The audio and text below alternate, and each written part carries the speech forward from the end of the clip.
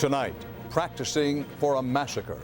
Newly released video shows the Columbine killers getting ready weeks before they struck. The Rumsfeld memo.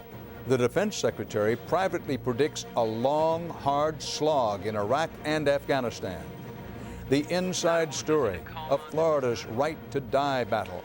What it means for the brain-damaged woman caught in the middle. And the rewards of exercise. How to earn travel points for staying in shape.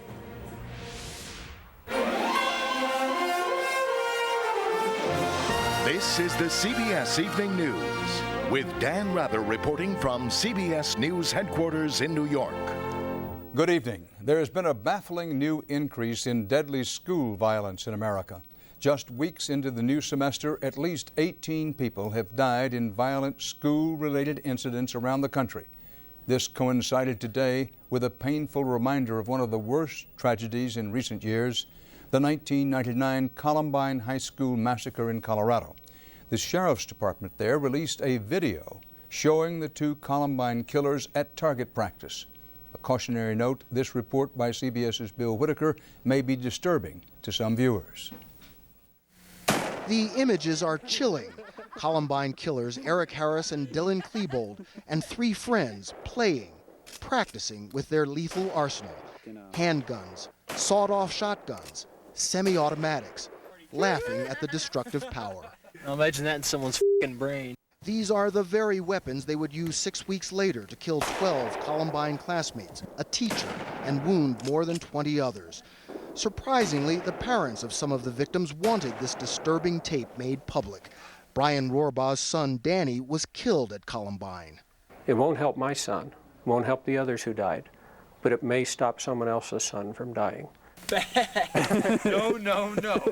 But with wounds still raw here, others question whether it's right for the sheriff to sell copies of this tape to anyone with $20, whether there's any value to reliving the pain. It's very painful watching him fire that Tech-9 because that's what Richard was shot with. Connie Mahalick's son Richard was paralyzed in the school shooting. Here it is 4.5 years later, and they're still in the news, they're still glamorized, and I worry about the children that see them today. But state and federal officials and a vocal group of victims' families want more information released and preserved, some of it more graphic than today's. Some parents claim that information has been withheld that might help them understand what happened to their children. They are outraged that a federal magistrate ordered the destruction of the only sworn statements by the parents of killers Harris and Klebold once lawsuits against them were settled. Colorado's Attorney General is appealing that order. It is important for us as a community of Coloradans to learn as much as we can from Columbine. And I think that one learns the most when the most information is made available. But information can be painful. The images of mass killers Eric Harris and Dylan Klebold still hurt and haunt this community. Bill Whitaker, CBS News, Littleton, Colorado. Since the 9/11 attacks and the launch of the war on terror, Defense Secretary Donald Rumsfeld has been, in public, a breezy optimist about using the U.S. military to defeat Islamic terrorism, and he's been hard on critics. But a newly disclosed Pentagon memo shows Rumsfeld has plenty of private doubts, including some pointed criticism of the military. CBS's David Martin reports. Osama bin Laden is in hiding. Many of his key lieutenants are dead or locked up, and his training camps have been destroyed. But the Secretary of Defense, in a private memo to his top aides, says he doesn't know if we are winning or losing the global war on terror. The memo written by Rumsfeld last week says there's no good yardstick for measuring whether Muslim religious schools and mosques are turning out terrorists faster than the U.S. can kill or capture them.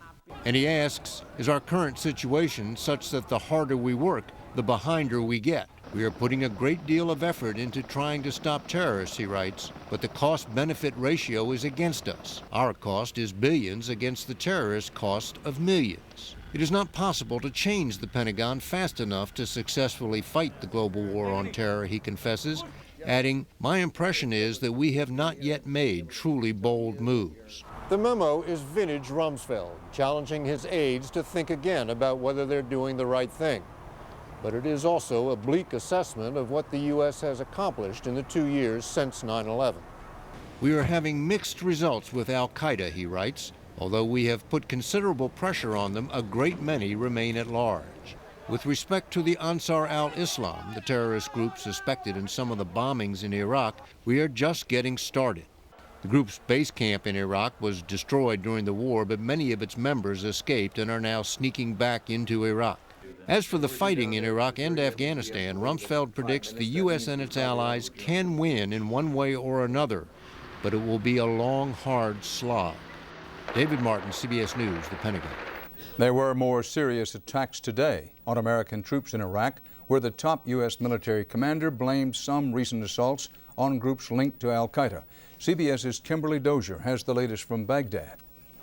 At the front line of the war on terrorism, things don't seem to be getting any better. U.S. forces in Fallujah were attacked for a fourth day in a row. The number of wounded and also the number of engagements over the last 3 weeks have been a little bit higher than what we've seen before. Iraqis complain America's heavy-handed pursuit of suspects is feeding the violence. U.S. officials argue they're carrying out more focused operations aimed at troublemakers. One is the radical Shiite Muslim Sheikh Muqtada al-Sadr, accused of ordering attacks on U.S. troops and Iraqis. But even some Western security experts believe men like him would have no power if the Americans weren't giving Iraqis so much to fear and complain about. The leading Shiite on America's hand-picked Iraqi Governing Council agrees. Ayatollah Abdulaziz al-Hakim says the U.S. Army is failing here because a tank only works against another tank. Iraqis have come up with their own idea. CBS News has learned the Iraqi Governing Council has come up with a new plan to form a temporary force to keep the peace, made up of existing militias from each area or local political party. But coalition officials fear such militias would never disband and could eventually split Iraq along ethnic lines. The Americans reject Iraqi advice and aid at their peril, al-Hakim says. If U.S. officials say no and the security situation worsens, he predicts dire consequences. Destruction for the Iraqi people and their American occupiers. Kimberly Dozier, CBS News, Baghdad. A new CBS News poll indicates most Americans believe the results of the war in Iraq were not worth its costs. 42% said the war was worth it. 52% said it wasn't. In August, respondents were evenly split. 49% of those answering the new poll approve of President Bush's handling of Iraq. President Bush's overall approval rating is still a relatively strong 54%. Tonight, President Bush is making his last stop on his Asia-Pacific trip, Australia, an ally he calls his, quote, sheriff in the war on terrorism and in Iraq. Earlier, during a brief stop in Bali, Indonesia, site of last year's nightclub bombings, Mr. Bush spoke with moderate Muslim clerics, emphasizing that the war on terror is not a war on Islam. During that same stop, the president criticized U.S. Army General William Boykin, who, in uniform, has cast the war as a Christian campaign against Satan. Back in this country, there was another surprise today at the trial of John Muhammad, accused in the deadly D.C. area serial sniper case. 2 days after deciding to defend himself, Muhammad changed his mind. And as CBS's Thalia Shuras reports, that was just for starters in today's dramatic trial proceedings. Another day, another twist as John Allen Muhammad reinstated his attorneys. If they were relieved, their client seemed deflated, doubly distressed by a painful toothache. Back in control, the defense mounted a pit bull attack with rapid-fire objections far outnumbering the failed few made by Muhammad. They tried to regain lost ground and recover from Muhammad's lack of legal experience. I think he panicked just before his trial. He wanted control. Once he got control, he realized how difficult it was to actually maneuver the intricacies of the law, and so he gave up. The drama escalated when Lee Boyd Malvo was ushered into the courtroom, at one point exchanging a long plaintive stare with a man who has called him his son. For the first time, Malvo faced an alleged victim, Mohammed Rashid. Rashid was shot and robbed at a Maryland liquor store in what the prosecution contends was part of the snipers' plot to fund their operation. From the prosecutor, "This is the man who shot you?" Yes. With the lawyers firmly in charge again, Rashid and shooting victim Kelly Adams were spared the pain of questioning from Mohammed himself. Still, for James Gray, a witness who described coming face to face with Malvo running in an alleyway near the scene of one of the shootings, it seemed too much. That's him, he said, looking at the teenager and dissolving in tears. Oh, God. There are more victims and families arriving here at the courthouse expecting to confront Mohammed and Malvo. Among them today were the widow and mother of Conrad Johnson, the bus driver who was killed exactly a year ago. Dan? Thalia Shuras reporting live from Virginia. Coming up on the CBS Evening News, how did she become a political football in a tragic right-to-die battle? The inside story of what she's going through next. And then later, exercising for air miles. Their health care provider offers travel incentives to stay healthy. We'll give you the details.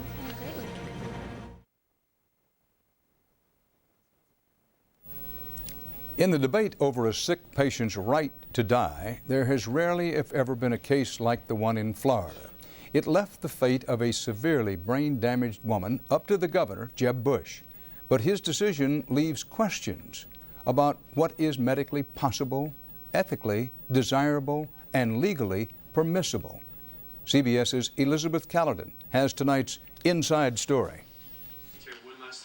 39-year-old Terry Schiavo has been in a vegetative state since 1990. Her husband insists she would never want to be kept alive this way, but her parents won't let her go. Years of court battles resulted in her feeding tube finally being removed last week. But just yesterday, Governor Jeb Bush stepped in and ordered the feeding tube reinserted. Doctors and ethicists are watching the dispute unfold with alarm, questioning whether Schiavo's best interest is being served. After 6 days, 6.5 days of not being fed, not receiving hydration, there's going to have been inevitable damage, and it's just going to prolong the dying process. But Schiavo's family believes reinserting the feeding tube will prolong her life. They believe her eye blinks and involuntary movements are glimmers of hope she might recover. End-of-life experts like Dr. Russell Portnoy say that's just not the case. That a patient in a persistent vegetative state who lacks all of those higher brain functions can sometimes engage in movements that appear as if they're reacting meaningfully with others, but they're actually not. In the end, doctors following this case believe Governor Bush's involvement just complicates an already painful process and disrespects both medicine and the courts. To have an individual politician make decisions that have such direct impact on a medical problem of this magnitude and complexity is a problem. This is a kind of a, in a sense, an end run around the process that protects you, whatever your ideological perspective. If there's any good news in this tragic tale, it is that doctors say Terry Schiavo cannot feel pain or hunger and will never know the bitterness and discord swirling around her. Elizabeth Caledon, CBS News, New York.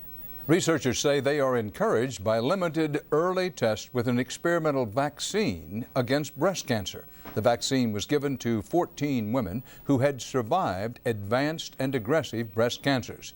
It's too soon to say if the vaccine improves long-term survival. In the Pacific Northwest, residents spent hours piling sandbags after more heavy rain sent rivers rising, and the effort mostly paid off. Some areas flooded, but many were spared. They could use some rain in Southern California, where hot, dry weather is making it harder to fight 6 fast-moving wildfires. At least 6 homes burned overnight, but no injuries were reported. Next here on CBS, imported foreign workers. They took his high-tech job, and he's not the only one to lose out. Could yours be next? What's going on here? Tonight's Eye on America.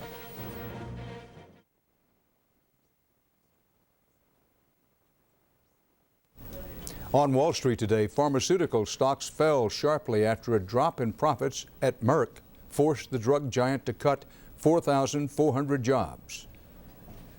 On Wall Street today, the Dow lost 149 points, the Nasdaq almost 43. Talk about Americans losing jobs to foreigners, and most folks assume you mean companies moving jobs out of the U.S. to other countries for cheaper labor. But the reverse is also taking place. Companies legally bringing foreigners into the U.S. where they replace American workers. CBS's Wyatt Andrews has more about this in tonight's Eye on America. Last year, Phil Marafini was a $100,000 a year computer programmer. Today, he is a handyman because he says workers imported from India took his job. They started bringing them in because they would obviously work for less money. And when the Indian programmers arrived here at the First Data Corporation in Coral Springs, Florida, Marafini had to teach them the system. Are you telling me you had to train the people who replaced you? I had to give classes, and I wasn't the only one. Indeed, he isn't the only one. More than 400,000 American high-tech workers have either lost their jobs or are working for less, while at the same time, 460,000 immigrants brought to America are working in jobs in computer-related fields. In fact, immigrants with high-tech skills are still being recruited and arrive here on special visas, either the L1 for workers with specialized knowledge or the H-1B visa, supposedly for highly skilled workers. Now, wait a minute. Under the law, the L1 is supposed to be for an employee that has specialized knowledge of the company. Yeah, the guy can breathe. Congress never intended for these visas to be used in some low-wage competition. In fact, sponsoring companies are supposed to try to find qualified Americans. The trouble is that law has loopholes. First Data told CBS News the company is not replacing employees with outsourced workers. And that's true because Marafini, like tens of thousands of Americans, worked under a contract. Who took the contract that your company used to have? Oh, Cognizant. Cognizant. Cognizant is Cognizant Technology Solutions, a computer services company whose CEO Kumar Mahadeva admits that every year he brings in hundreds of workers from India and elsewhere using L1 and H-1B visas. He also admits that sometimes this does cost American jobs. Sometimes clients do lay off staff, and I'm not denying that. But Mahadeva also argues that programming jobs are leaving America anyway, and that the workers he sponsors are the cream of the world's high-tech crop. These visas really have helped the U.S. economy by bringing some of the best and brightest. Are you really saying that you can't find a qualified American? The people that Cognizant brings into the country have worked with our operations in India for several years typically and know our business. We have 450,000 IT people out of work. You can't find one? You can't find one? To Marafini, what's really being stripped from the economy is wealth. He never thought the prosperity once promised from computer software would go the way of textiles and steel. In Coral Springs, Florida, Wyatt Andrews for Eye on America. Still to come on the CBS Evening News, Air Miles for staying fit. Their health care provider offers travel incentives for exercising. Is it a good idea or just good marketing? CBS closes tonight with a look at a new strategy by health insurance companies. They hope to cut costs by offering bonus point rewards to customers who stay fit. This may help ensure healthy profits for them, but would it or would it not be good for you?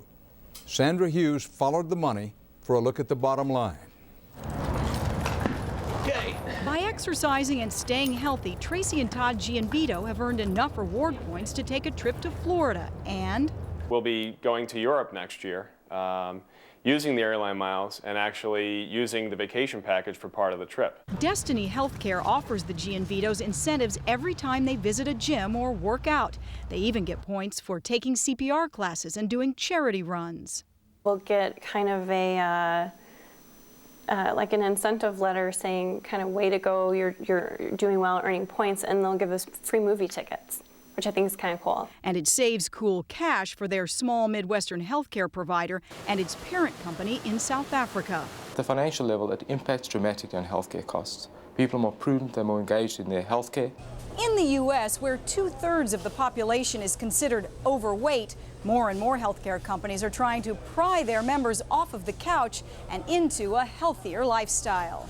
I've lost 300 pounds total. Tracy Smith had success at the Lindora weight loss clinic but couldn't afford to continue. Then she found out her insurance, Blue Cross, would pay for part of her plan. I get not only discount on my programs, I get discounts on my products. My question is this really about getting Americans healthier? Consumer advocates say these frequent jogger programs are ignoring a costly segment of the population. This is very much, I think, a marketing strategy to attract the best risks But what does that mean for the people who are sick or older or chronically ill? For Destiny members Tracy and Todd Gianvito, it's just the motivation they say they need to keep them from getting sick in the first place.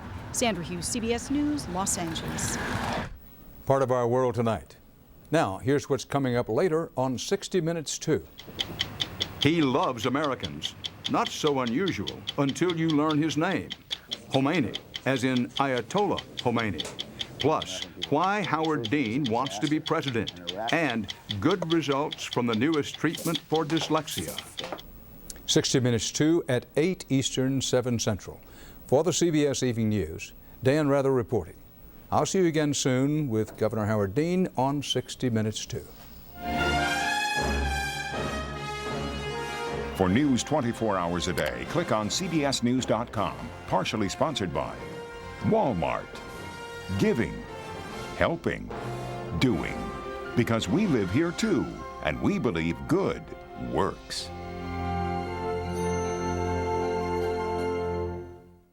Tomorrow, experience CBS News.